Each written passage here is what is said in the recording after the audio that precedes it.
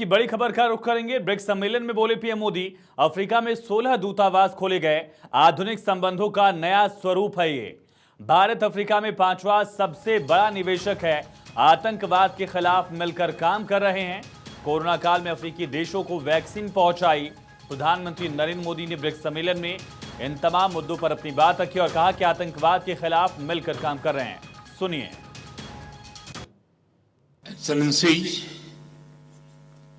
Africa की भूमि पर आप सभी मित्रों के बीच उपस्थित होकर मुझे बहुत प्रसन्नता हो रही है। मैं राष्ट्रपति रामाफोसा का हृदय से अभिनंदन करता हूं कि उन्होंने ब्रिक्स आउटरीच समिट के अफ्रीका, एशिया, लैटिन अमेरिका के देशों के साथ विचार साझा करने का अवसर दिया है। पिछले 2 दिनों में ब्रिक्स की सभी चर्चाओं में हमने ग्लोबल साउथ के देशों की प्राथमिकताओं और चिंताओं पर बल दिया है।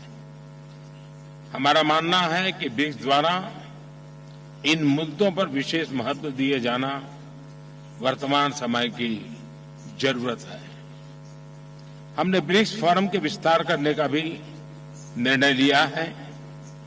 हम सभी नए पार्टनर देशों का स्वागत करते हैं। ये ग्लोबल इंस्टीट्यूशंस और फोरम्स को रिप्रेजेंटेटिव और इंक्लूसिव बनाने की हमारी कोशिशों की तरफ एक पहल है। एक्सेलेंसीज, जब हम ग्लोबल साउथ शब्द का प्रयोग करते हैं तो ये मात्र डिप्लोमेटिक टर्म्स नहीं है। हमारे साझा इतिहास में हमने उपनिवेशवाद और रंगभेद का मिलकर विरोध किया है। अफ्रीका की भूमि पर ही महात्मा गांधी ने अहिंसा और पीसफुल रेजिस्टेंस जैसी शक्तिशाली अवधारणाओं को विकसित किया, परखा और भारत के फ्रीडम स्ट्रगल के इस्तेमाल किया। उनकी सोच और विचारों ने नेल्सन मंडेला जैसे महान नेता को प्रेरित किया। इतिहास के इस मजबूत आधार पर हम अपने आधुनिक संबंधों को एक नया स्वरूप दे रहे हैं। एक्सेलेंसी, भारत ने अफ्रीका के साथ संबंधों को उच्च प्राथमिकता दी है। उच्च स्तरीय बैठकों के साथ साथ हमने अफ्रीका में 16 नए दूतावास खोले हैं। आज भारत अफ्रीका का चौथा सबसे बड़ा ट्रेड पार्टनर है और 5वां सबसे बड़ा निवेशक देश है। सूडान, बुरुंडी और रवांडा में पावर प्रोजेक्ट्स में हो या इथियोपिया और मलावी में शुगर प्लांट्स, मोजाम्बिक, कोत दीवार और एस्वातिनी में टेक्नोलॉजी पार्क्स हो या तंजानिया भारतीय विश्वविद्यालयों द्वारा बनाए गए कैंपस, भारत ने अफ्रीका के देशों की कैपेसिटी बिल्डिंग और इंफ्रास्ट्रक्चर डेवलपमेंट को हमेशा प्राथमिकता दी है। एजेंडा 2063 के अंतर्गत अफ्रीका को भविष्य का ग्लोबल पावर हाउस बनाने की यात्रा में भारत एक विश्वसनीय और करीबी साझेदार है। अफ्रीका में डिजिटल डिवाइड कम करने के लिए हमने टेली एजुकेशन और टेली मेडिसिन में 15,000 से भी अधिक स्कॉलरशिप प्रदान की है। हमने नाइजीरिया, इथियोपिया और तंजानिया में डिफेंस एकेडमीज और कॉलेजेस का निर्माण किया है। Botswana, Namibia, Uganda, Lesotho, Zambia, Mauritius, Seychelles और तंजानिया में प्रशिक्षण के लिए टीम्स डिप्लॉय की है। लगभग 4,400 भारतीय पीसकीपर्स, जिनमें महिलाएं भी शामिल हैं, अफ्रीका में शांति और स्थिरता बहाल करने के लिए अपना योगदान दे रहे हैं। आतंकवाद और पायरेसी के विरुद्ध लड़ाई में भी हम अफ्रीका के देशों के साथ मिलकर काम कर रहे हैं। कोविड महामारी के मुश्किल समय में हमने अनेक देशों को खाद्य पदार्थों और वैक्सीन की आपूर्ति की।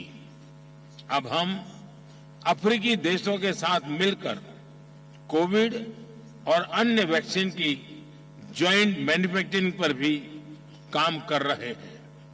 मोजाम्बिक और मालावी में साइक्लोन हो या मेडागास्कर में फ्लड्स, भारत फर्स्ट रिस्पॉन्डर के रूप में सदैव अफ्रीका के साथ कंधे से कंधा मिलाकर खड़ा रहा है। एक्सेलेंसी, लैटिन अमेरिका से लेकर सेंट्रल एशिया तक, पश्चिम एशिया से लेकर साउथ ईस्ट एशिया तक, इंडो पैसिफिक से लेकर इंडो अटलांटिक तक, भारत सभी देशों को एक परिवार के रूप में देखता है। वसुधैव कुटुंबकम यानी whole world is a family हजारों वर्षों से हमारी जीवन शैली का आधार है। यह हमारी G20 अध्यक्षता का भी मूल मंत्र है। ग्लोबल साउथ की चिंताओं को मुख्य धारा में शामिल करने के लिए हमने 3 अफ्रीकी देशों तथा कई विकासशील देशों को गेस्ट कंट्री के रूप में आमंत्रित किया है। भारत ने अफ्रीकन यूनियन को G20 की स्थायी सदस्यता देने का प्रस्ताव भी रखा है। एक्सेलेंसी, मेरा मानना है कि ब्रिक्स और आज उपस्थित सभी मित्र देश मिलकर मल्टीपोलर वर्ल्ड को सशक्त करने में सहयोग कर सकते हैं। ग्लोबल इंस्टीट्यूशन को रिप्रेजेंटेटिव बनाने और रिलेवेंट बनाए रखने के लिए उनके रिफॉर्म्स को प्रगति दे सकते हैं।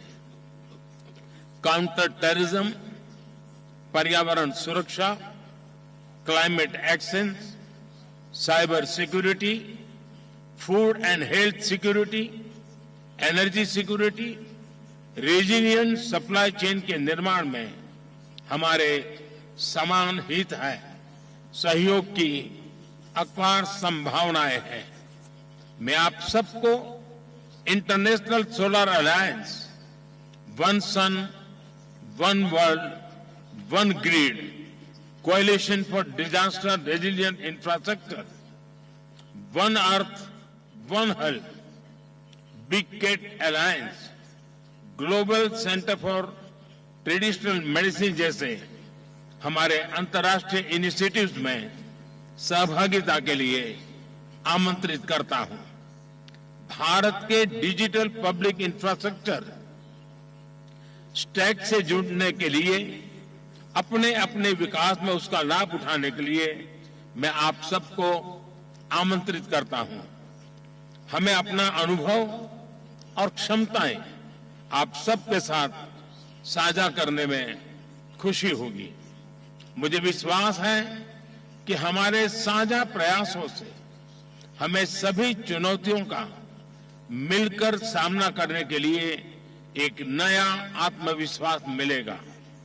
मैं एक बार फिर इस अवसर के लिए आप सबका विशेष रूप से राष्ट्रपति रामाफोसा का आभार व्यक्त करता हूं। धन्यवाद।